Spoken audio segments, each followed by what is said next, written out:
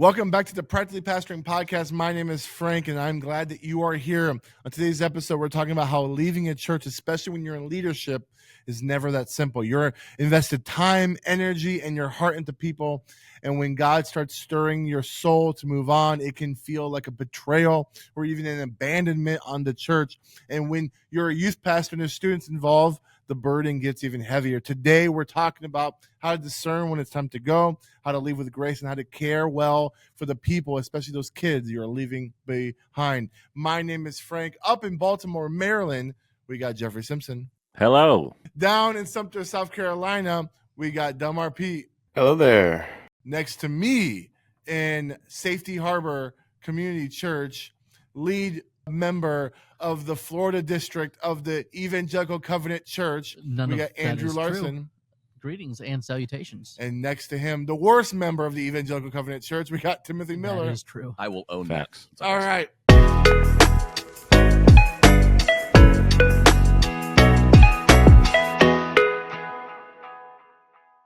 Guys, before we dive in, we want to talk about our great sponsor, Church Merch. Merch for your church. Not the kind of merch that ends up in the storage closet collecting dust. We're talking about the stuff your people actually want to wear. That's where Church Merch comes in. They make it easy to design and print high quality shirts, hats, mugs, you name it, without all the hassle. We've used them and trust them, and they're committed to making your church look good. Hit up Church Merch. Hey, what's the link to go get Church Merch? Promotionsguy.com/church merch. Go there to get started. The link is in the show notes. All right. We've talked about this before, but there's a unique twist here. And I think all of us have probably been in a situation where we've had to leave a church. And the issue isn't like, oh man, I'm going to upset the lead pastor. The issue is we have a ministry of people that we care for, and we're worried about their spiritual walk if we leave in some capacity. So I want to read the quote, the post from Reddit. Someone wrote the title, Seeking Advice on Exiting a Church.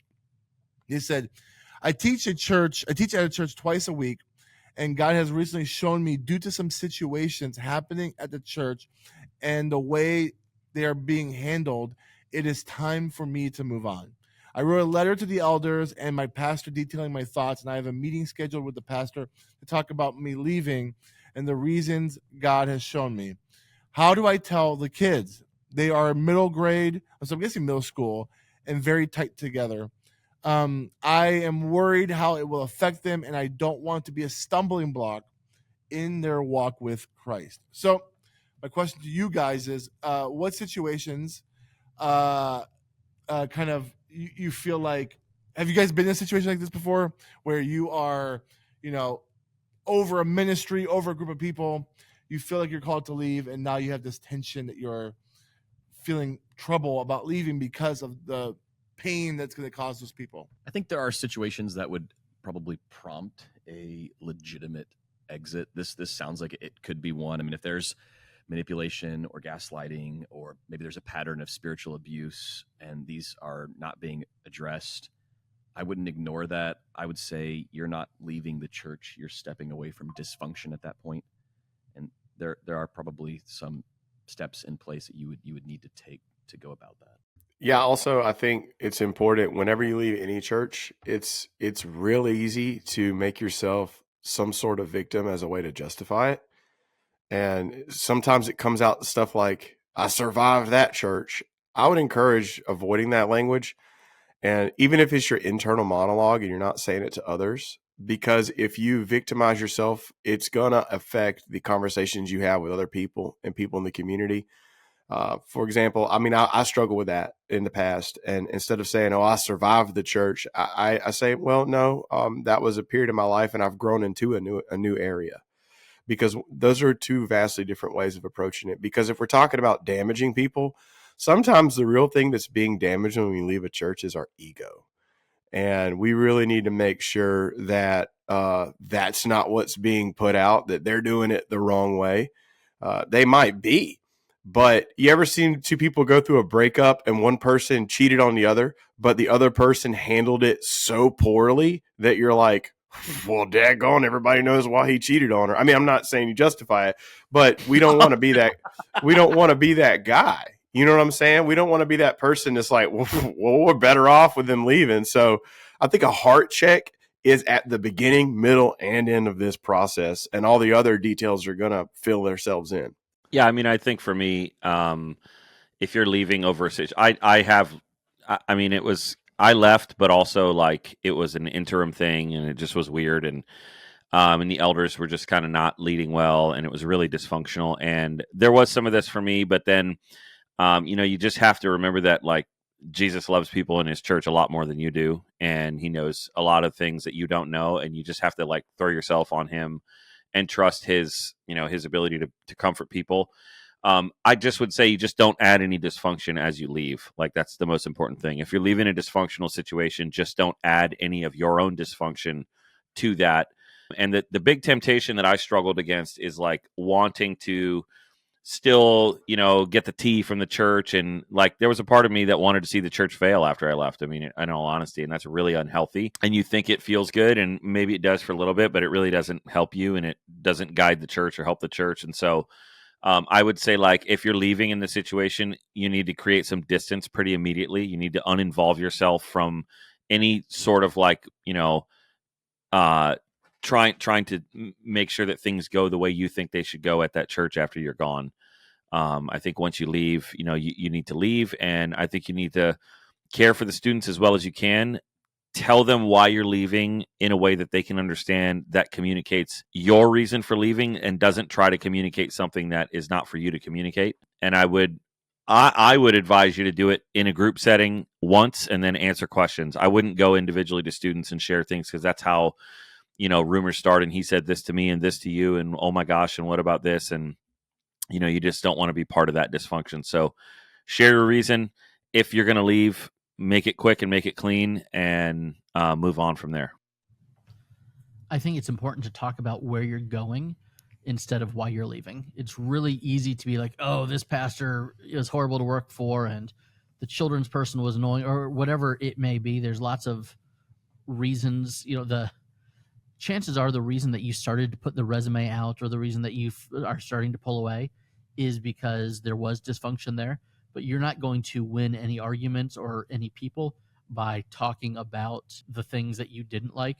But what you will do is you will gain momentum. You might, and I'm not saying you're trying to get people to follow you, but the people are more likely to be with you physically and spiritually if you are saying, hey, here's what I'm going to. So you talk way more about what God has called you to and where you are headed, instead of looking backwards and saying, this wasn't it, this wasn't the right fit, this guy was a jerk, this person was lazy. Don't do that. You're not a part of that church anymore. It is not your job to point fingers at a church that you are not serving anymore. So instead, talk about the future that you see and what God is calling you towards once you get there. There's a lot of excitement in going. There's not a lot of excitement in leaving. So focus on where you're headed, not where you've been. And this person specifically said that there was some issues, maybe decisions made by leadership, and that's why he's leaving. There are times where you're leaving, and it's because God has called you out of that ministry to do something, and there is no scandal, there is no conspiracy.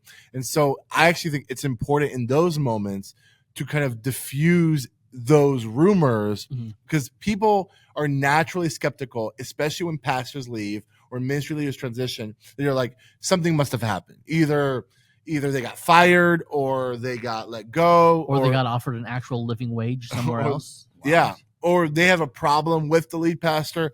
And this is one thing where at Lakeview, I'm trying to over communicate my role here, so that when I do leave, no one thinks there's a scandal. My big, me and Tim talk about often, is like, I want this transition when we launch this church to not feel like a church split. And this is why I'm trying to dispel any kind of there's not a ton, there's not any, but there's any kind of rumors or gossip. I even have told people vocally, if someone wants to join my launch team because they don't like Tim's preaching, I'm going to tell them, I don't want you on my launch team. I don't want you to join me because you don't like Tim and you don't like Lakeview. That's not what we're trying to do here. In the same way, when you're leaving a church, I'm not joining the launch team. Yeah. if you are leaving and people start saying stuff like, well, I like your preaching better, or I like your like that is toxic and it's not going to be useful. I actually do like what you're saying though, is And they're going to do it to you too. 100%. Always. 100%. So talk about like, God is calling us to move to be closer to family. We want our kids to be near to the grandparents. I want, there's an opportunity for me to get into a position that is just not available at the church I'm at. Like talking about future is much more encouraging, and it buys people into what we're doing here and it helps you transition better. And with kids, I think that's really important because kids need to see their youth pastor or their kids director, whoever this role is, understand that like this is their growth. Like I think even in church, kids and students have the same issue with their youth pastor or the kids director as they do with their teachers in school, right? Like they only exist in the setting they see them once, an hour a week or whatever.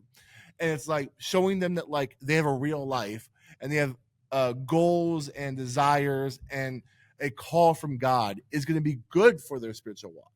So what do you say? And when you focus, and this is not so much with the students, but just with the wider church, when you focus on, for the past 7 years, I've taught twice a week. We did this study. We did that study. It looks like the in memoriam section of the Oscars. Hey, right. I'm dead. My ministry is dead. Let's focus on all the things that I did in the past. But when it's here's what God has called me to, we are starting this new ministry. We're going to this new place. We're taking a step, we're taking a step out so that we can build momentum for the future. All those things point to what God is working on and what God is still doing. When you only are saying, and there's a time to look back in ministry, absolutely. But when you are leaving a church, it's not the time to have a great retrospect on, look at all that I've accomplished. If somebody else wants to say it, that's one thing. But for you to say it, yikes. Or for you to only focus on, I was the best employee they've had, and this senior pastor didn't appreciate me. That's not going to, because your new senior pastor is eventually going to get the audio of that sermon too. And what did I just get? It's going to impact your future one way or the other. I know it's cathartic to get it out, but it's not worth it. And please don't use social media for your venting or your oversharing. I mean, I think I've lost count of the amount of text message screenshots that Andrew and I have shared with each other of borderline inappropriate Facebook posts of pastors or ministry workers on their way out. I would say there's no reason to torch the place on your way out, even if you're right, maybe especially if you're right. Like you don't win by being loud, you win by being godly. And there's a godly way to exit. And I don't think it's torching it on the way out. You don't have to vilify your former place of employment. It's not necessary. I've been here 8 years, and I've had multiple conversations within the past week with people from the church that I served previously, and it was a good exit. It was I was in the associate role, the senior pastor retired, and I was not going to be the new senior pastor coming in, so it was best for everybody if I left.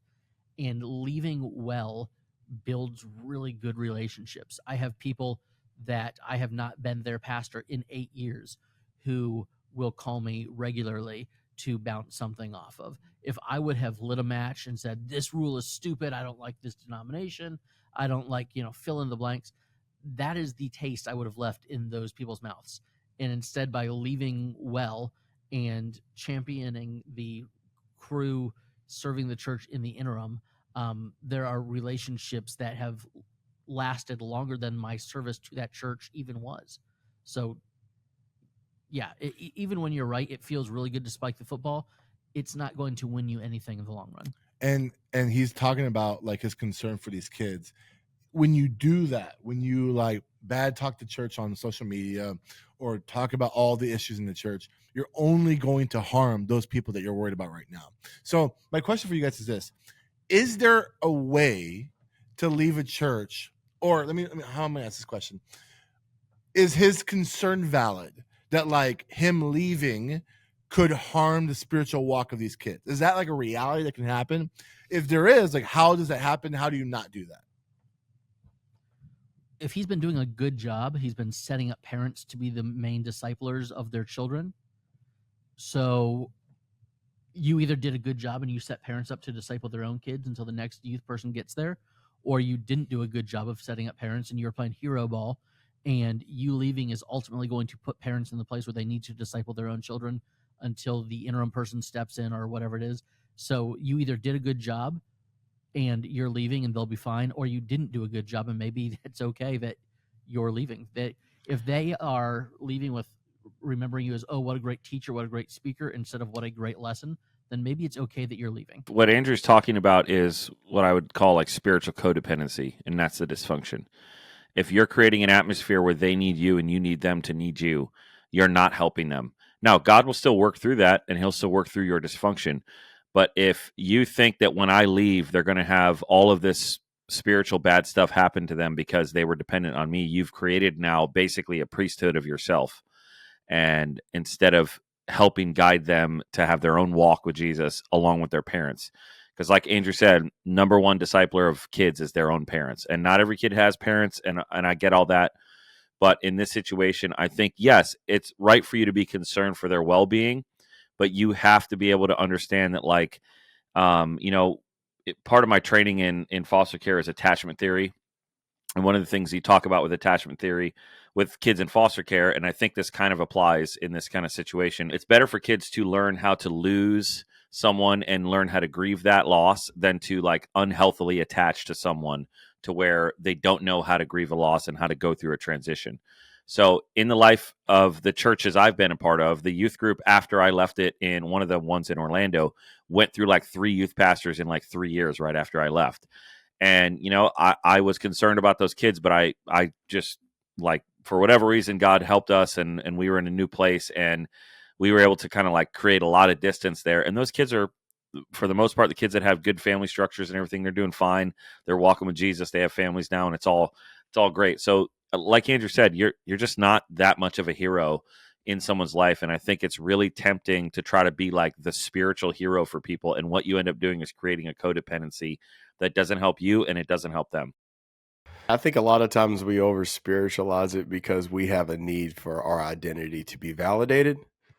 So being aware of that and honestly having someone in your corner who has your best interest in mind, who will also tell you the thing, is very important. Well, I was going to be leaving a church a while back, and I told my buddy Sean, who listens to this pod, I was like, hey man, it's hard to leave because there's good people there. He's like, bro, that's an excuse. There's good people everywhere. Like, if you need to leave, you need to leave. And you're just using that as a reason. I don't want to leave these people. Well, you ever stay somewhere longer than you probably should have? It often ends in bitterness and destruction and hurt. So you want to talk about hurting your students? Stay there when you shouldn't be there. I think I just echo what you guys have already said, because sometimes we place too much emphasis on ourselves and it becomes about us. And I went through this, like, honestly, and just, maybe 10, 11 years ago, there was another ministry role open. And I really wrestled with, wow, but if I leave, what's going to happen to the church? And I remember my senior pastor sitting down saying, the church is going to be fine. Like God is still God. He's still on the throne. Like, it's going to be okay. Will there be some hurt students in student ministry? Possibly, but it's a chance for them to grow through it. I mean, I remember as a 10th grader, I was very close to my youth pastor. Unfortunately, when he left, it was not for good reasons. There was a sin issue that was, unknown until it was, exposed, and it was very harmful, and it hurt me a ton knowing that had been part of his life, that I had, I felt deceived, and I had to sit down with the pastor and with some leaders in the church who had to explain to me that just because he was dealing with this particular sin doesn't mean his biblical teaching was any less true. He just had sin that he was dealing with in his own life. But I grew a ton from that experience, even as a sophomore in high school. So can you leaving impact a student? Yeah, sure.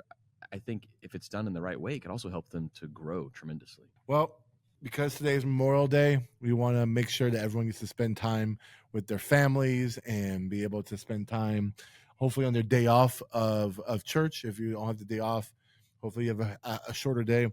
Hopefully this brother can understand that just leaving well, even if it may hurt, even if it may cause some kids to process a little bit longer, it's all going to work out. It's all going to be good. We hope to see you next week. Please join our Facebook group. Please follow us on social media. Do all the things. Until next time, I'm Frank Gill. I'm Jeff Simpson. I'm Delmar Pete. I'm Andrew Larson. And I'm Timothy Miller. This is Practically Pastoring. See ya. Peace.